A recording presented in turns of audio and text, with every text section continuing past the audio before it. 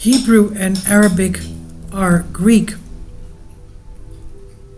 According to linguists, this is not the first time we're hearing about this. For 30 years, the brilliant Jewish researcher compared the Hebrew and Arabic languages to the ancient Greek of Homer. He published a 680-page book entitled Hebrew is Greek in 1982 in London. There was another book written by two linguists, Hebrew linguists, called Hebrew is Greek with a Mask On. Now in this, he proves that with many examples that Hebrew and Arabic are in fact camouflaged Greek, and after his contact with Greek words, he decided to conduct a comparative research at the related languages of Hebrew, Arabic, and Homeric Greek, which he later learned. For example, when I was listening to something on YouTube, I was shocked to hear that the rabbi was saying vave meaning in Greek, in ancient Homeric Greek, means pray. Vave means pray.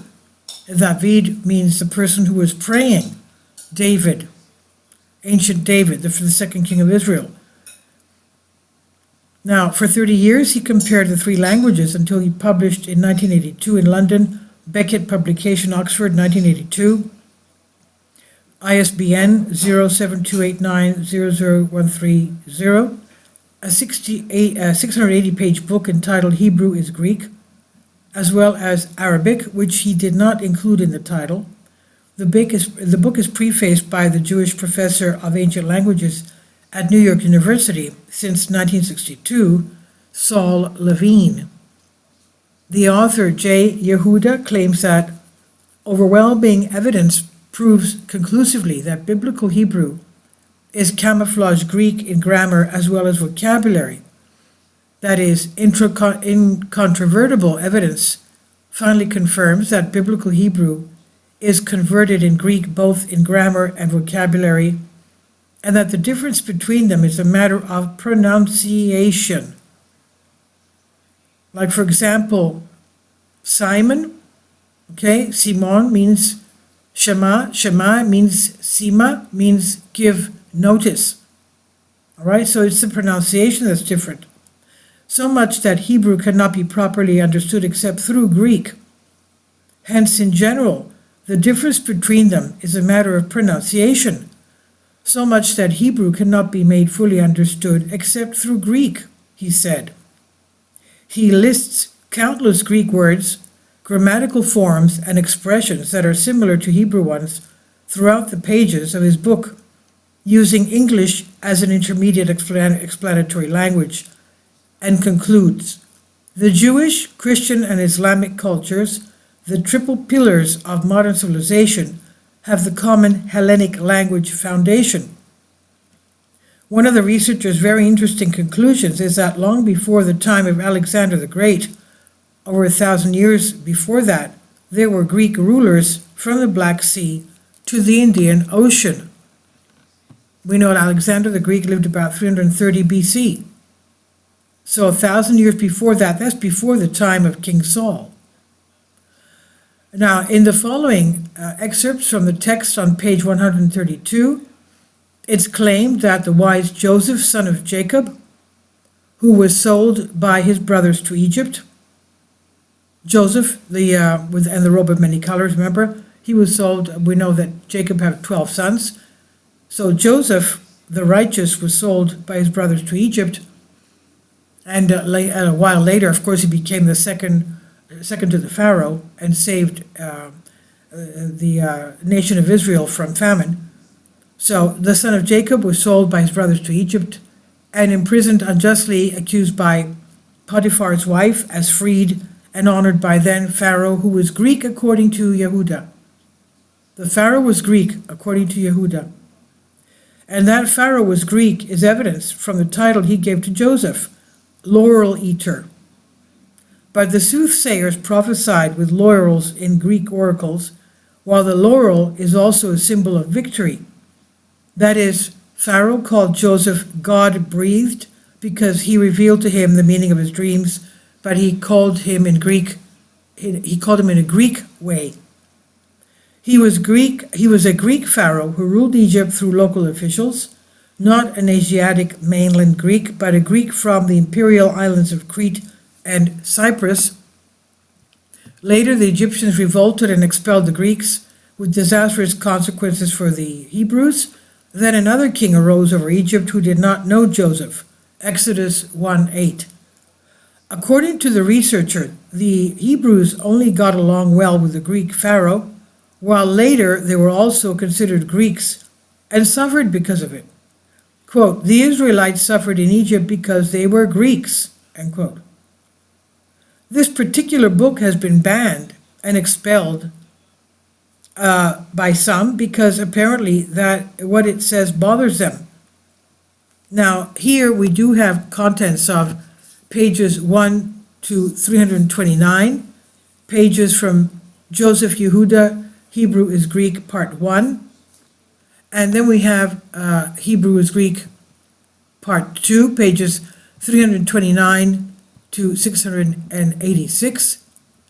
But I'll just go for a few words because you can see how much you want. The whole book is here, okay? I'll just read the beginning. It's got the preface, and let's go to, sorry, there's a lot of pages here, obviously. And he does have these written in English, but he does have, that's the preface, hold on, preface, and what can I tell you? Oh my, okay, I'm trying to get, in English the word has an American pronunciation, cough and cost, and the glottal stop on the one hand, possibly between he and epsilon on the other. From the morphological point of view, a stative interpretation of se chri fits very well, you're called upon. From its form could be stative, but in fact is active. Okay, this is very grammatical, of course, but you could, if you're kriya and kreya, meaning cold, okay? Kriya and kreya. I guess that's the difference between Greek and Hebrew, okay? There's a lot. The whole book is here if you want to go through it and see. On the margins, he's got Greek written, the Greek of the Hebrew.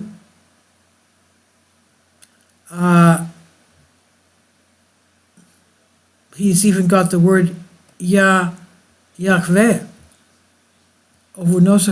this mound, okay? Very interesting. At one point I want to go through this. So that's what I wanted you to find out. Also, we know that the book of Maccabees, I have images here of the Maccabees. And this is Sparta, of course, but it's very interesting to read the Maccabees.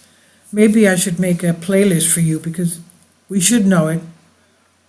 Let's remember that in the New Testament, our Lord Jesus Christ referred to the Maccabees. He says, when you see the abomination of desolation coming to the Holy of Holies, take to the mountains and flee. Don't go down to get your coat or anything else, okay? Take to the mountains, meaning stay away from them. Of course, the Maccabees, when they went to the mountains, they gathered together and then they decided their plan of action, what their strategy would be, and in 3 years they retook the Jerusalem temple from the ancient Greeks, who were the pagans at that time, of course. And they rededicated the temple, which was the second temple, as we know. The Maccabees were about 150 BC. That was after Alexander the Great. So they retook the temple, they rededicated it, hence the menorah lighting and Hanukkah. Okay? Now, we know that the Spartans, in the book of Maccabees, it's very important to know that the Maccabees asked the Spartans for an alliance, and once the Spartans found a written document, because the Spartans had a very important tradition of keeping their genealogy, just like the Hebrews did. I mean, who were their forefathers, right? And you could not take part in the Olympic Games if you were not from the area of Greece that knew where your genealogy was from, because you were considered a barbarian otherwise. And barbarians were not allowed to take part in the Olympic Games of Greece. So the Spartans knew their genealogy. They knew that they were children of Abraham. And they sent a letter to the Maccabees saying, we have a letter written to us confirming that we are children of Abraham. And whatever we have is yours, and whatever you have is ours.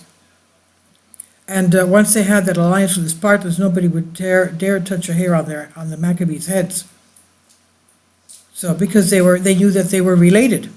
And I guess that's the reason why the Spartans didn't come to help the Athenians in the Battle of Marathon in 490 BC.